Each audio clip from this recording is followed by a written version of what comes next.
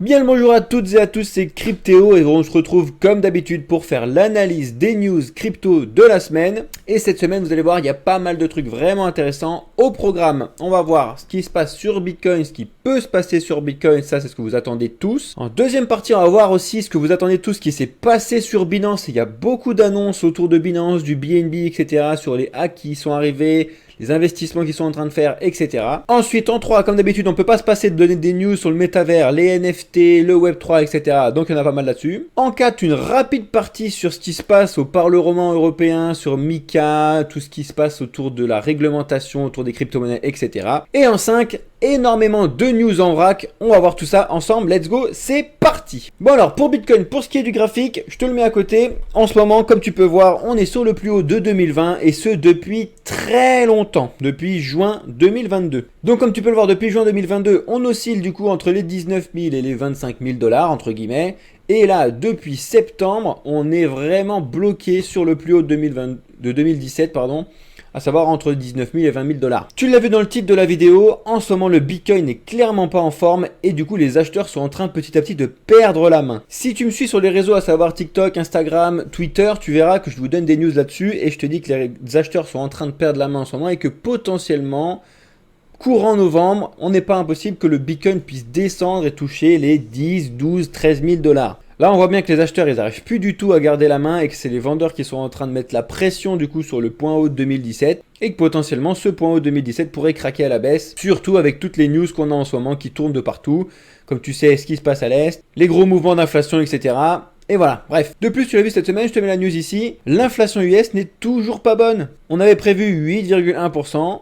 Au final, c'est 8,2%. Donc c'est mieux qu'avant avec les 8,1%. C'est mieux qu'avant qu'avec les 8,3, mais c'est pas aussi bien que ce qu'on avait prévu. Et du coup, forcément, si tu rates ta prévision, le marché, il aime pas ça. Donc on a fait une belle baisse sur le Bitcoin sur la journée. Après, ça a quand même été rattrapé parce qu'il faut pas oublier qu'on est sur le plus haut de 2017 et que c'est quand même une résistance très solide. Ça n'empêche que ça présage pas du bon pour l'avenir. On va voir comment ça se passe. Surtout, il faut vraiment surveiller tous ces trucs d'inflation aux US tous les mois. Suivez-moi sur les réseaux, vous trouverez bien évidemment dans la barre de description et je vous expliquerai tout ça à chaque fois en temps voulu. Et je te mets une petite analyse rapide de Cred, donc c'est un célèbre analyste de crypto-monnaie qui a récemment examiné les marchés crypto-monnaies en ce moment, à savoir ce qui s'est passé après la crise de Covid, à savoir ce qui se passe entre la guerre en Ukraine, à savoir ce qui se passe avec les augmentations du taux d'intérêt, l'inflation, etc. Et il estime du coup que tous ces facteurs ont bien évidemment influencé la correction du Bitcoin. Il explique aussi que ces conditions sont extraordinairement uniques et qu'il y a très peu de chances que ça se reproduise dans le futur parce que là on a vraiment enchaîné pas mal de choses. Et selon lui, encore une fois, attention à tout ce qui se dit, bien évidemment ici c'est pas un conseil d'investissement, c'est juste je vous dis ce qui se passe autour et puis après c'est à vous de faire vos propres choix. En tout cas, lui, il dit que 20 000, c'est le bottom, on n'ira jamais chercher plus bas. Ça contredit ce que je viens juste de te dire, mais c'est quand même intéressant que tu aies un petit peu les deux opportunités, les deux idées, que tu puisses, toi, choisir après ce qui t'intéresse. Selon lui, les investisseurs crypto se réjouiront à long terme s'ils commencent à investir maintenant. Il faut faire aussi le point sur les revenus des mineurs de Bitcoin. Comme tu sais, le Bitcoin, pour pouvoir fabriquer les nouveaux qui sont en circulation, il faut pouvoir miner, donc avec des ASICs en ce moment. Et en ce moment, vu que le Bitcoin chute depuis 5-6 mois, ils empochent de moins en moins de revenus, tous ces mineurs. Et ça devient de plus en plus compliqué pour eux. Surtout qu'en ce moment, tu vois bien que l'augmentation du prix de l'électricité partout dans le monde impacte tout le monde et les mineurs également. Alors tu le sais très bien, c'est un petit pic de rappel, les mineurs de Bitcoin sont à 60% et c'est en train d'augmenter, on se rapproche des 70% sur du vert et donc de l'éolien, du solaire, de l'hydroélectrique, etc. Donc ça c'est très très bon pour la planète. Mais leur coût électrique a augmenté quand même. Du coup, si les coûts électriques augmentent, leur marge de revenus baisse. Et ce qui est assez intéressant de voir, et ce que je trouve vraiment oufissime, c'est que les mineurs dépensent une quantité astronomique de dollars en frais administratifs. En moyenne, c'est normalement 50% des revenus qui sont en frais administratifs, mais regarde, Marathon, cette entreprise-là, dépense 97% de ses revenus en frais administratifs. Je ne sais pas du tout où ils sortent leur truc, mais bon, bref. En tout cas, tout ça pour te dire que le minage n'est pas mort, ne sera jamais mort, du coup, juste par rapport au Bitcoin. Par contre, si tu veux être rentable dans le Bitcoin, il faut avoir des grosses industries, des très très gros projets et aller chercher les plus bas coûts de l'électricité. Il faut récupérer l'électricité qui est normalement perdue pour pouvoir avoir le prix le plus bas possible. Ou alors, il faut participer au financement et à l'aide au financement de gros projets de fabrication d'électricité verte comme les plants hydroélectriques, les grosses installations solaires, etc. Voilà, c'était les news autour du Bitcoin. On passe à Binance maintenant. Encore une fois, tu as dû voir passer cette news. Binance a reçu un hack légendaire sur sa plateforme. Effectivement, un hacker a réussi à subtiliser 2 millions de tokens BNB. Donc 2 millions de BNB pour te dire, c'est environ 560 millions de dollars. Et ce sur le BSC Token Hub. Donc en fait c'est le bridge qui sert à transférer les crypto-monnaies entre la BNB Bitcoin Chain et la BNB Smart Chain. Je te l'avais déjà dit dans une autre vidéo, les problèmes à chaque fois de hack sont en majeure partie liés au bridge, donc aux ponts qui se font entre les différentes blockchains. Parce que c'est là où il y a des petites faiblesses que les hackers se servent pour pouvoir voler et subtiliser ces crypto-monnaies qui se passent dans ces bridges-là, etc. Parce qu'en fait, un bridge, c'est pas un pont qui va pouvoir te permettre de faire le transfert entre les deux. Non, le bridge, c'est juste en fait que d'un côté, il va être bloqué et il va être créé artificiellement de l'autre côté. Et en fait, si le hacker arrive à subtiliser l'un des deux côtés, alors qu'il y a toujours l'autre côté qui est créé, du coup, c'est comme s'il avait oublié la valeur du bridge. Tu vois ce que je veux dire? Bon, je le fais simple, c'est pas exactement comme ça, mais c'est juste pour que tu puisses comprendre l'histoire que le pont, on ne passe pas à travers, c'est juste que c'est bloqué d'un côté et créé virtuellement de l'autre côté. Du coup, une partie des fonds ont réussi à être gelés, mais le hacker a tout de même réussi à garder l'équivalent d'environ 100 millions de dollars. Et ce, sur différentes blockchains, vu que c'est sur des bridges. Selon différentes sources, on est plutôt entre 70 et 80 millions de dollars qui ont été récupérés, ou alors entre 110 et 100 millions de dollars qui ont été volés par le hacker. Et du coup, suite à ce hack de la BNB Smart Chain, une prime à plusieurs millions de dollars pour rattraper le pirate. C'est incroyable. Suite à ce hack, en fait, les équipes de la BNB Smart Chain sont prêtes à récompenser toute personne qui sera capable de récupérer ses fonds à hauteur de 10%. Je te laisse faire le calcul, c'est très simple. Il y a 100 millions de dollars qui ont été volés. Si tu arrives à récupérer les 100 millions de dollars en tant que super hacker, tu seras payé 10 millions de dollars pour ça. Prends ton ordinateur et commence à travailler, mon pote. Et du coup, pour revenir sur le hack, donc afin de ne pas couper le réseau, la BNB Smart Chain a décidé de geler le bridge pour isoler la faille. Donc c'est ce que je te disais tout à l'heure, ils ont réussi sur les 580 millions de dollars de subtiliser à en geler environ 480 millions. Et en fait ce gel, ça se concrétise du coup en hard fork. Ils ont fait un hard fork de la BNB Smart Chain justement pour proposer une solution sans mettre en péril les crypto-monnaies des utilisateurs et que du coup toutes les transactions sur la blockchain de la BNB Smart Chain puissent continuer à être effectuées. Donc le hard fork qui s'appelle Moran, si ça t'intéresse, et son objectif était de permettre le redéploiement du bridge entre les deux blockchains de Binance, bien évidemment. Et pour rappel, je te lis le truc, un hard fork c'est l'embranchement d'une blockchain codée par une modification non rétrocompatible de son protocole. Donc t'as rien compris. Et du coup, je t'explique ce que précisément Moran ça a fait sur le projet blockchain de Binance, pardon. C'est une correction de la vulnérabilité utilisée par le hacker, bien évidemment, une introduction d'une en-tête pour chaque bloc afin de réaliser les vérifications dans le contrat de la cross-chain, et c'est une création d'une whitelist de nœuds relais pour mieux contrôler les candidats, etc. Bref, ça c'est vraiment pour ceux qui veulent un petit peu pousser l'idée de ce qui s'est passé sur ce hack. Et du coup, bien évidemment, pour les utilisateurs de la blockchain en question, il n'y a absolument rien à faire, tout est fait directement. Seuls quelques nœuds, si tu détiens des nœuds de la BNB Smart Chain, tu dois faire juste une mise à jour, mais bon, ça correspond à seulement un micro pourcentage de la population, je pense pas que tu sois dedans. Donc voilà, ça c'était les points sur le hack qui s'est passé sur Binance. Maintenant, je sais pas si tu as vu la news passer, c'est quand même incroyable. Binance pourrait dépenser 1 milliard de dollars en acquisition d'ici la fin de l'année selon Changpeng Zhao. Donc alias CZ. Et oui, et en fait il veut investir énormément sur les projets de finance décentralisée, donc la DeFi, et également les projets dans le Web3 grâce aux tokens NFT, le gaming ou encore le commerce en ligne. Tu vois bien que côté Binance, le bear market, ils en ont absolument rien à faire. De plus, si tu sais, Binance est né lors du bear market de 2017, donc ils savent de quoi ils parlent, ils savent comment ils ont réussi à gérer le premier et ils s'en sont très très bien sortis jusqu'à présent. Ensuite, comme d'habitude, si tu n'as jamais investi dans le BNB, tu devrais savoir que le BNB est bien évidemment créé via le stacking, etc. Mais Binance a lancé des auto-burns, à savoir qu'à chaque fois un certain nombre de BNB est créé, la blockchain de Binance va en racheter beaucoup pour pouvoir les brûler. Et donc là, la BNB Chain a exécuté son 21e autoburn le 13 octobre dernier, résultant à la suppression de plus de 2 millions de BNB, donc ça équivaut à peu près 574,8 millions de dollars. Le but étant bien évidemment de garder en fait un prix du BNB le plus stable possible, ou au moins qu'il puisse monter, parce que du coup tu en enlèves, il y en a de moins en moins qui sont disponibles et le prix est censé monter un petit peu comme le Bitcoin. Ensuite, et c'est assez drôle parce que je t'en ai parlé tout à l'heure, Binance lance une initiative à 500 millions de dollars pour soutenir les mineurs de Bitcoin. Effectivement, Binance a lancé un fonds du coup de 500 millions de dollars pour permettre aux mineurs qui sont en difficulté de contracter un prêt auprès de la plateforme moyennant 5 à 10% d'intérêt. Et ouais, Zhao Jinping, il est pas bête. Hein. Ensuite, si ça t'intéresse, pour finir avec Binance, Changpeng Zhao, donc alias CZ, a publié sur le site officiel de Binance un article relatant ses réflexions sur la décentralisation et la centralisation. Donc la comparaison entre les deux, ce qu'il en pense, etc. Je t'invite à aller lire cet article si ça t'intéresse, c'est vraiment cool. Parce qu'actuellement, tu le sais, dans le monde de la cryptosphère, on entend beaucoup le mot centralisation, décentralisation, on essaie de mettre les deux à côté, que le monde actuel il est centralisé, qu'on essaye avec les crypto-monnaies de décentraliser, que ce soit les décisions, les gestions de flux, les données, etc.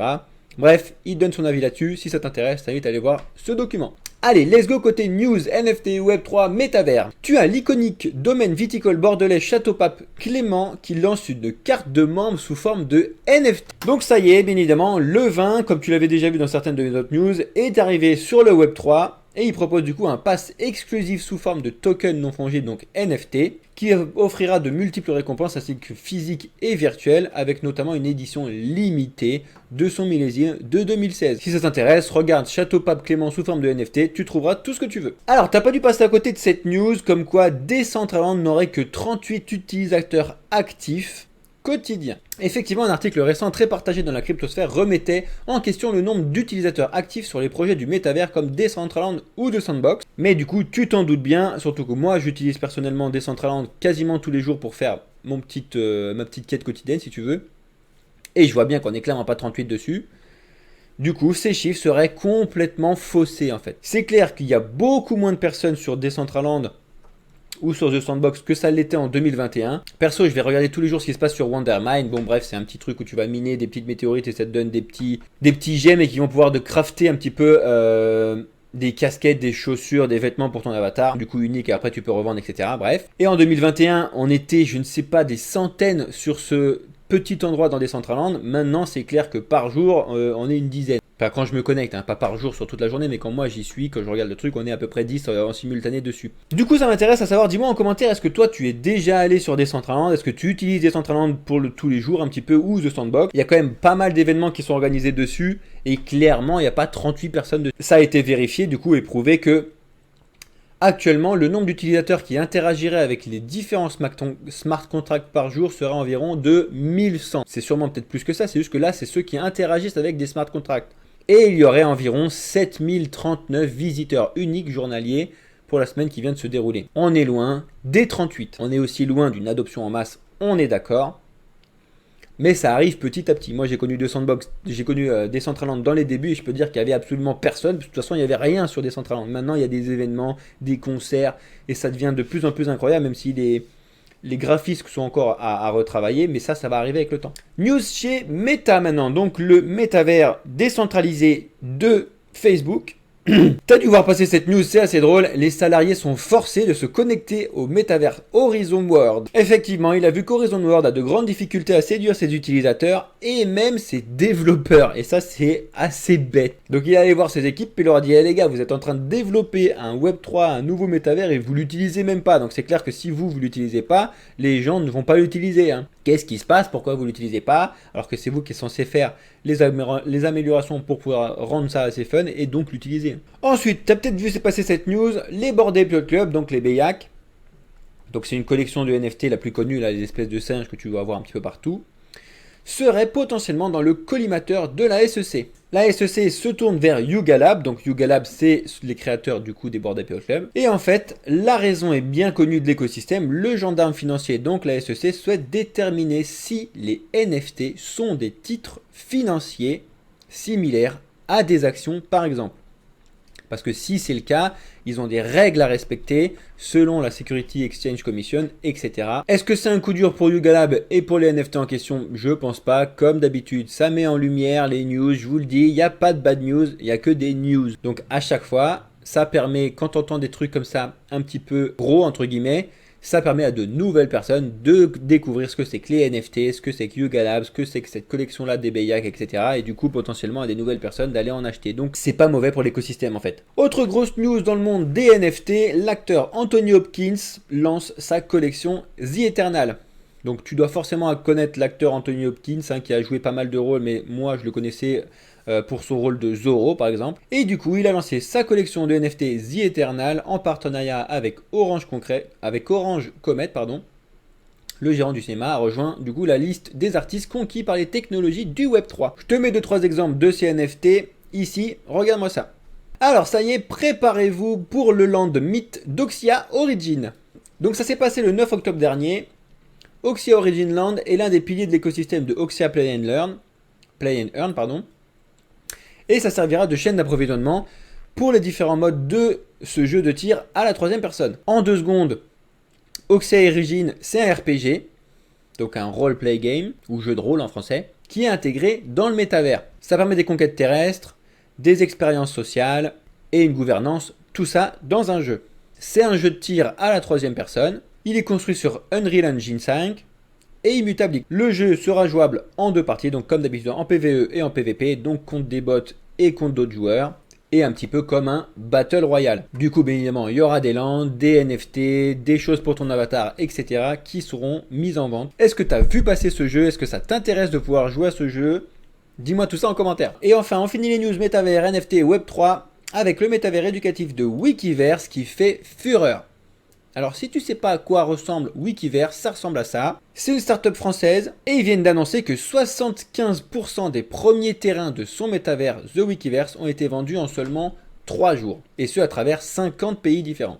Si tu veux savoir, il y en avait 2100 des terrains à vendre. Donc c'est la société Mainbot qui avait connu un succès en 2021 avec son robot ludo-éducatif Winky. Et pour te pitcher le truc, je te lis ça, regarde. L'histoire de Wikiverse se déroule 3000 ans dans le futur, après que la Terre ait été presque détruite par la pollution et la surexploitation, et les ressources naturelles ayant quasiment disparu. La civilisation humaine a dû s'adapter et évoluer. C'est ainsi que les écobots ont vu le jour pour soigner la planète et effacer leurs erreurs de l'humanité. À travers différentes pratiques telles que le recyclage ou encore la permaculture, les êtres humains tâchent désormais de vivre d'une manière écologiquement responsable. Dans The Winkyverse, le joueur peut ainsi voyager à travers un gigantesque monde ouvert où l'humain, la nature et les écobots vivent en harmonie. Donc tout se passe sur ce métavers avec leur propre monnaie, bien évidemment, comme ce se fait toujours, le Winkies, donc le WNK. Si ça t'intéresse, tu peux aller sur leur site web, regarder ce qui se passe sur leur Twitter et sur leur Instagram. C'est quand même un très gros projet éducatif, lié sur l'écologie, etc. pour éviter de faire les bêtises qu'on est en train de faire à notre planète. Alors, qu'est-ce qui s'est passé cette semaine? Tu as eu plusieurs événements macro qui pourraient créer des répercussions sur le monde des crypto-monnaies. Bien qu'elles se veulent être des actifs qui sont différents de ce qu'il y a actuellement et traditionnellement, les marchés crypto-monnaies sont bien sûr influencés par ce qui se passe dans le monde actuellement et surtout par les autres marchés. Lundi dernier, donc le 10 octobre, tu as eu la réunion du Fonds monétaire international et de la Banque mondiale. Et ce, en fait, pour discuter des conséquences de la pandémie, de la guerre en Ukraine, de l'inflation et des changements climatiques. Et tous leurs signaux de décision vont bien évidemment être scrutés par les marchés traditionnels et bien évidemment par les marchés crypto. Et donc ils remettent en question, comme d'habitude, les coûts écologiques liés au Bitcoin. Et il y a toujours des aspects frileux des investisseurs en ce qui concerne les actifs à risque. Mardi 11 octobre, tu as eu le Royaume-Uni et statistiques sur les demandeurs d'emploi et les ventes de marchandises. Donc c'est une poursuite de l'effondrement de la livre sterling en Angleterre et du coup c'est une continuation de la ruée vers le Bitcoin pour les Anglais. Ce mercredi, tu as eu le compte-rendu du comité fédéral du marché ouvert de la Fed aux États-Unis. Comme d'habitude, la Fed est pessimiste au regard des crypto-monnaies. Du coup, le marché peut réagir à ce sujet-là. Ce jeudi 13 octobre, tu as eu l'indice des prix à la consommation, donc CPI aux États-Unis. C'est ce que je te disais tout à l'heure avec Bitcoin. Sur un an, du coup, à ce mois-ci, les prix avaient augmenté de 8,3%. Le consensus était à 8,1%. Si on était au-dessus de ce consensus, donc à savoir 8,2, 3, 4, c'était une catastrophe et du coup, les marchés allaient baisser. Si ça avait été en dessous de 8,1, voire 8,1, ça aurait été une bonne annonce parce que ça veut dire que les prédictions avaient été bonnes. Ça n'a pas été le cas, comme tu as vu, on était à 8,2, c'est pas non plus une catastrophe, mais bon, les marchés ont réagi directement à la baisse, le Bitcoin a fait pouf, Mais comme il était sur son support, comme je te l'ai dit en début de vidéo, on est remonté directement au-dessus pour retrouver les 20 000 $. Ça y est, le Parlement européen approuve les réglementations MiCA et TFR. Donc pour rappel, MiCA c'est Market in Crypto Assets, MiCA. Et TFR c'est Transfer of Fund Regulation. Et c'est ce que je vous disais la semaine dernière, donc si c'est adopté, on verra tout ça qui vont commencer dès 2024. Donc voici une sélection non exhaustive de ce qui attend pour les marchés crypto-monnaies au sein de l'Union européenne. Un passeport européen verra le jour, permettant par exemple à une entreprise enregistrée en France de pouvoir proposer ses services à des clients de tous les autres pays de l'Union européenne, première chose. L'interdiction totale pour les entreprises de rémunérer leurs clients avec des lending de stablecoin et la considération des tokens non fungibles NFT en tant qu'actif financier sous certaines conditions. Bref, donc comme tu peux le voir, c'est quand même pas des bonnes nouvelles si c'est bien évidemment adapté et mis en place pour 2024 en Europe. Comme je vous l'ai déjà dit, une réglementation est saine pour l'environnement des crypto-monnaies, il faut le faire, mais il faut faire une réglementation saine et essayer de trouver des compromis pour faire quelque chose de propre. Là, comme d'habitude, il n'y a aucun compromis. On met tout pour l'Europe, le gouvernement, et on met rien côté crypto-monnaie. Bref, si ça t'intéresse, t'invite à aller regarder un petit peu ce qui se passe sur les TFR et les réglementations MiCA. On va pas en parler toute la journée. Et enfin, on passe à la dernière partie de cette vidéo qui va être un petit peu longue. Toutes les news en vrac de ce qui se passe actuellement. Selon Bank of America, les crypto-monnaies sont le futur de l'investissement. Sans blague. Effectivement, ils ont fait une étude et 75% des jeunes interrogés estiment qu'il n'est plus intéressant d'investir dans la finance traditionnelle et privilégient les actifs alternatifs tels que les crypto-monnaies dans leur portefeuille. Et oui, c'est nous les jeunes, on est tous là en train d'essayer de montrer un petit peu aux vieux et à la finance traditionnelle que le nouveau monde est là, il arrive à grands pas et surtout il est mieux que l'ancien monde. Un article intéressant qui devrait te faire kiffer est tombé sur CoinTribune. Quelle crypto aura la plus forte croissance au prochain cycle? Haussier, la réponse d'un expert. Eh bien attention, roulement de tambour. Selon Raoul Pal, la croissance de Solana au cours du prochain marché haussier est susceptible de dépasser celle du reste de l'industrie crypto-monnaie. C'est bien évidemment pas un conseil d'investissement pour te dire d'arrêter tout ce que tu fais, de tout investir dans le Solana, surtout que tu sais très bien ce qui se passe sur le Solana, il y a quand même pas mal de bugs, de hacks, etc. Mais son analyse à lui dit que le Solana devrait tout exploser au prochain cycle haussier, donc on verra en 2024-2025. On verra. On n'en a pas parlé tout à l'heure pendant qu'on parlait de Binance, mais c'est assez drôle. Binance investira 500 millions de dollars dans le rachat de Twitter. C'est assez fun. Du coup, il s'allie avec Elon Musk pour pouvoir racheter le réseau social de Twitter et pouvoir un petit peu changer ce qui se passe là-dessus. Est-ce que lui, comme Elon Musk, va vouloir mettre des paiements pour sur les tweets pour pouvoir éviter les bots, etc. On va voir maintenant. En tout cas, le rachat de Twitter se concrétise petit à petit. Alors regarde, on parlait du réseau Solana il y a 2 secondes, comme quoi c'était super intéressant, il fallait que tu en achètes. Eh ben je te casse le rythme en 2 secondes. Ce que l'on sait du piratage de la plateforme DeFi Mango Market. Effectivement, Mango Market c'est une plateforme de finance décentralisée qui est basée sur Solana. C'est un exchange décentralisé pour le coup, comparé à Binance qui est un exchange centralisé, etc. Bref. Il est possible de trader, d'échanger et d'emprunter des crypto-monnaies dessus, donc c'est de la finance décentralisée. Elle est considérée comme rapide et fluide. Et ils ont annoncé du coup, jeudi dernier, le jeudi 13 octobre, avoir été victime d'un piratage. Et apparemment, c'est 100 millions de dollars de pertes. Et pour Mango Market, je cite, la manière la plus constructive d'aborder cette situation est de continuer à communiquer avec les responsables de l'incident et ceux qui contrôlent les fonds retirés du protocole pour tenter de résoudre les problèmes à l'amiable. Affaire à suivre. C'est un super article sur CoinTribune, le top 5 des entreprises qui investissent le plus dans les crypto-monnaies. En numéro 1, et c'est un petit peu le numéro 1 de partout de l'investissement, j'ai l'impression, c'est Google. Numéro 1 des investisseurs blockchain friendly. Numéro 2, bien évidemment, t'as BlackRock, comme tu sais, comme avec tout ce qui se passe et tous leurs fonds qu'ils ont en Bitcoin. En numéro 3, et c'est assez étonnant, c'est une banque américaine, Morgan Stanley.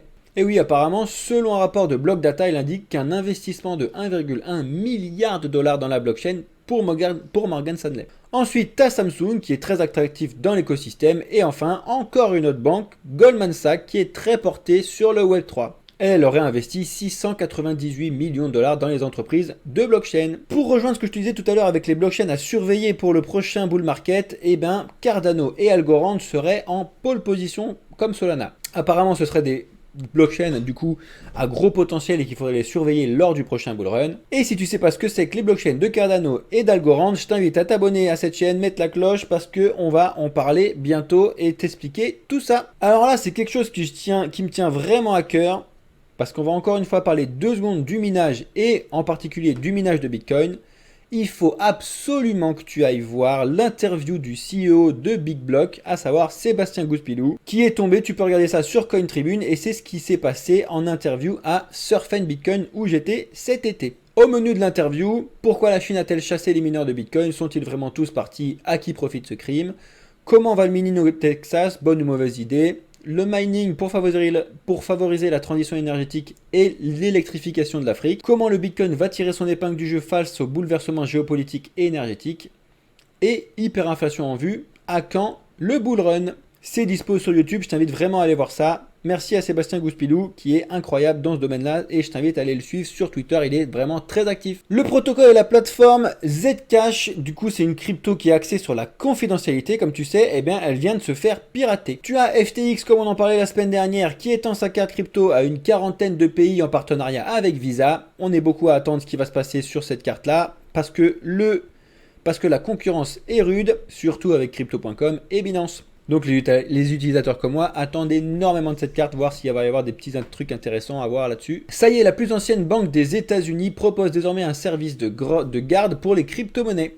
La BNY Mellon. Ça y est, Crypto.com installe son siège européen à Paris et investit 150 millions d'euros. Effectivement, Paris continue d'attirer les géants du monde de la crypto-monnaie, en particulier les plateformes d'échange. Après, bien évidemment, Binance qui s'est installé, c'est autour de Crypto.com et du coup, il y aura très certainement des recrutements en vue. Est-ce que tu as envie d'aller travailler sur Crypto.com? Alors ça, c'est une news complètement bête, je trouve. Le gouvernement au Portugal prévoit potentiellement de taxer les crypto-monnaies en 2023. Effectivement, si tu le savais, le Portugal était un des pays européens qui ne taxait pas du tout les revenus liés aux crypto-monnaies. Donc, beaucoup de personnes sont allées se mettre là-bas pour du coup pas payer d'impôts quand ils font et pas payer de taxes sur leurs revenus en crypto-monnaie. Ça devrait changer en 2023 sous certaines conditions. Comme tu as pu le voir, on en a parlé beaucoup aujourd'hui entre le Zcash, Binance, Solana, etc. Les hacks sur la crypto se multiplient en 2022. Est-ce que ce serait la pire année pour la finance décentralisée ou les bridges qui se sont complètement énormément fait hacker cette année? Tu as un super article sur Crypto si tu veux. Vas-y. Tu as Uniswap Labs qui conclut une levée de fonds de 165 millions de dollars. Uniswap Lab, donc c'est la société qui est derrière Uniswap, donc la finance centralisée Uniswap, donc qui permet de faire des échanges directement en certains tokens, etc. C'est un exchange décentralisé. C'est du coup un financement de série B. Et les capitaux seront utilisés pour développer les nouveaux produits et rendre la plateforme accessible, surtout aux débutants, parce qu'effectivement, oui, le monde des crypto-monnaies, et en particulier Uniswap, n'est pas très user-friendly quand tu ne comprends pas et que tu ne connais pas les crypto-monnaies de base. Donc c'est bien s'ils continuent à rendre cette plateforme de plus en plus accessible à les débutants. Alors j'en ai parlé récemment sur mes vidéos que tu peux voir sur mon Instagram et sur mon TikTok. 50% des blocs d'Ethereum sont soumis aux demandes du Trésor américain. Ça signifie deux choses. Depuis qu'on a passé à The Merge, la décentralisation côté Ethereum est complètement mise en danger. Et du coup, en fait, ça fait craindre une plus grande censurabilité du réseau maintenant. Parce que du coup, plus de la moitié des blocs produits sont soumis aux demandes du régulateur américain, l'OFAC, qui fait partie du Trésor des États-Unis. Bon, bref, voilà, c'est pas très bon. Tu as Tether, donc l'USDT, donc le stablecoin USDT, qui va supprimer sa part de papiers commerciaux au profit de titres du Trésor. À savoir, tu dois le savoir que l'USDT, donc pour chaque USDT émis, il y a $1 qui doit être gardé. Et bien là, ça signifie qu'en fait, ils vont supprimer ces dollars pour pouvoir garder ces USDT plutôt en titre du Trésor américain. Est-ce que c'est bien, est-ce que c'est pas bien? Voilà les amis, c'était la fin des news de cette semaine qui sont un petit peu longues parce que j'ai décidé de mettre les news de la semaine le dimanche et du coup comme la dernière fois je les ai tournées le vendredi, j'ai dû vendredi, samedi, dimanche de la semaine dernière en plus cette semaine. On devrait retourner sur les dessous de 20 minutes la semaine prochaine. Merci à toi d'être arrivé jusqu'ici, je t'invite à t'abonner à cette chaîne si tu as kiffé les news. Mets-moi en commentaire absolument tout ce que tu veux, j'y réponds. Si tu as une question, on va pouvoir traiter ça ensemble. Si tu as des suggestions de vidéos, etc., on va pouvoir avancer ensemble. Bien évidemment, mets un like si tu as kiffé la vidéo et on se retrouve très bientôt dans une nouvelle vidéo. N'oublie pas d'aller checker mes réseaux, à savoir Twitter, Instagram et TikTok pour voir ce qui s'y passe là-dessus. Ciao, à la prochaine, merci à toi.